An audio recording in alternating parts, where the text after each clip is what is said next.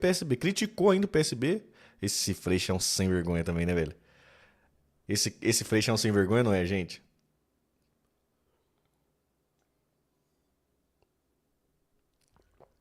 Esse Freixo. Cara, é muito cretino, velho. 6 meses após entrar no PSB para disputar o governo do Rio de Janeiro, Marcelo Freixo anuncia agora que irá se filiar ao PT. Escolhido pelo governo de Luiz Inácio Lula da Silva para presidir a Embratur, a Agência Brasileira de Promoção Internacional de Turismo, ele explica que a mudança se dá por insatisfação com a antiga legenda.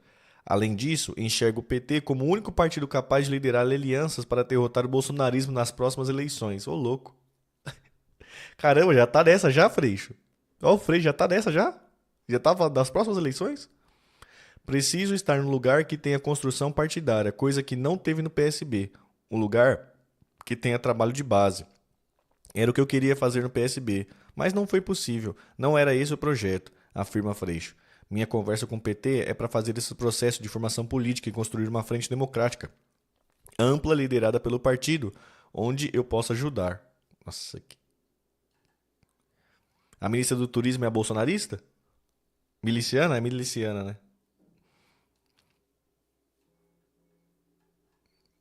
Freixo entregou sua carta de desfiliação pessoalmente ao presidente do PSB, Carlos Siqueira, no dia 30 de dezembro, após o anúncio da escalação final da esplanada dos ministérios do governo Lula. Ele diz que a decisão para deixar o partido se deu ainda após a derrota na disputa para o governo do Rio, em outubro. Porém, para não passar a imagem de que estaria indo para o PT para ganhar ministério, decidiu esperar a transição ser concluída. Para não passar a imagem sem sucesso, né? O parlamentar aponta que uma série de erros em sua avaliação que motivaram sua saída do ex-partido.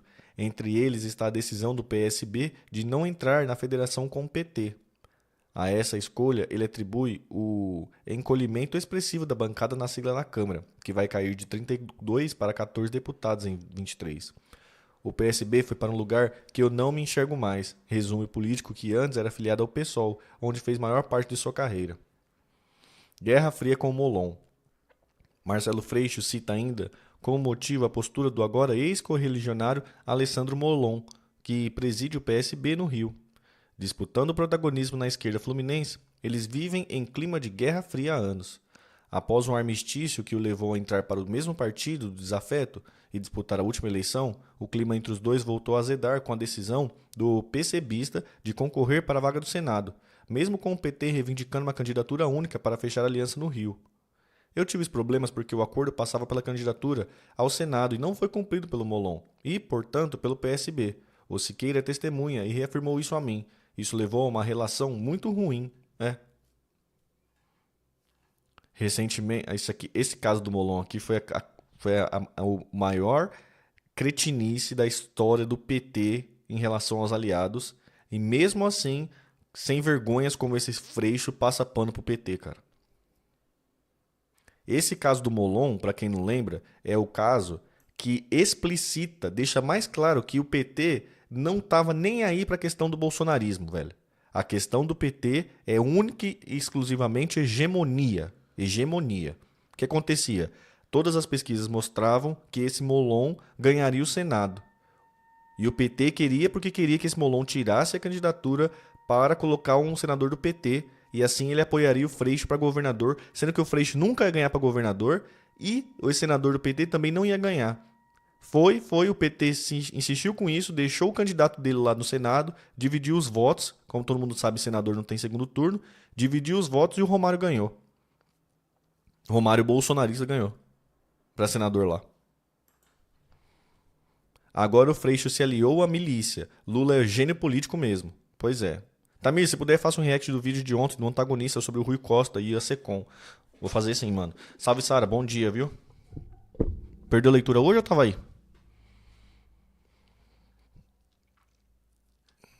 Recentemente, Freixo chegou a ser convidado publicamente por lideranças do PT, como o presidente do Diretório Estadual no Rio, João Maurício de Freitas, para se juntar às fileiras petistas. Ele disse ter comunicado sua decisão de se filiar ao presidente Lula no dia da posse em Brasília, no último domingo. De acordo com o seu cálculo político, o bolsonarismo seguirá como uma força política dominante, mesmo após Jair Bolsonaro ter sido derrotado na presidência.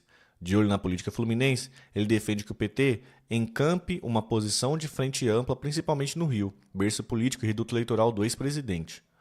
O PT vai liderar o enfrentamento ao bolsonarismo com um trabalho de base, e é aí onde eu quero estar. Vamos buscar eleger vereadores, prefeitos e vice no estado do Rio, para enfrentar esse movimento na sua fonte. É vice já no Rio? Quem é o candidato lá ao prefeito no Rio? Alguém sabe já? Com nomes do PSB como Flávio Dino, Márcio França e vice-presidente Geraldo Alckmin na fila para compor o governo, ele diz que desde o início de seus trabalhos no grupo de transição do turismo, sabia que suas chances para conquistar o ministério era quase impossível. Relação de ministra com miliciano. A pasta que era visada por ele acabou indo para Daniela Carneiro, do União, nome de um partido fora da aliança da campanha do PT. Resignado, o deputado diz entender que a divisão dos cargos faz parte da composição partidária que dará a sustentação ao governo Lula. A Embratur, que irá chefiar, fica vinculada ao turismo. Mesmo após a vir à tona que Daniela fez campanha com um miliciano condenado por homicídio e que foi citado justamente em relatório da quê?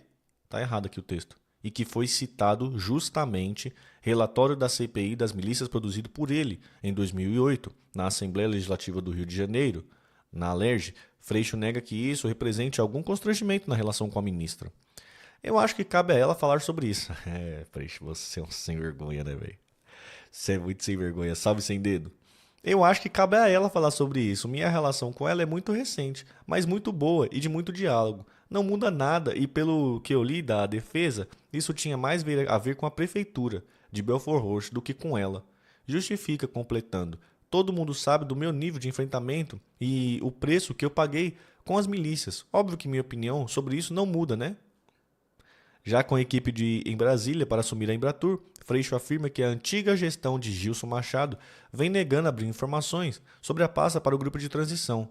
Ele afirma que recebeu denúncias de servidores da agência sobre supostas irregularidades cometidas nos últimos anos. Entre elas estaria a nomeação de um funcionário fantasma e o aumento salarial às vésperas do fim do mandato para aumentar o custo de rescisão dos contratos. Já procurei o TCU e vou conversar com o ministro Bruno Dantas para fazer uma auditoria e romper com todas as irregularidades de lá, promete. Tá aí, né, gente? Canalice em pessoa, né? A canalice encarnada em pessoa. Eu concordo que o trabalho de base, prefeitura, é caminho e penso que partidos como o PSDB e PDT deveriam se ater a isso. Também concordo, viu, Cleiton? Mas não é por esse motivo, né, que ele tá indo pro PT, né? Não é por esse motivo, né, velho? É tipo assim, né?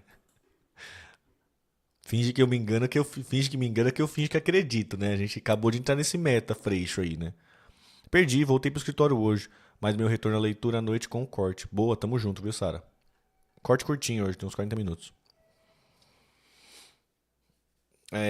O capítulo de hoje foi sobre a prisão da Rosa Parks lá no busão, tal, aquela história icônica, tal, e o primeiro discurso dele lá.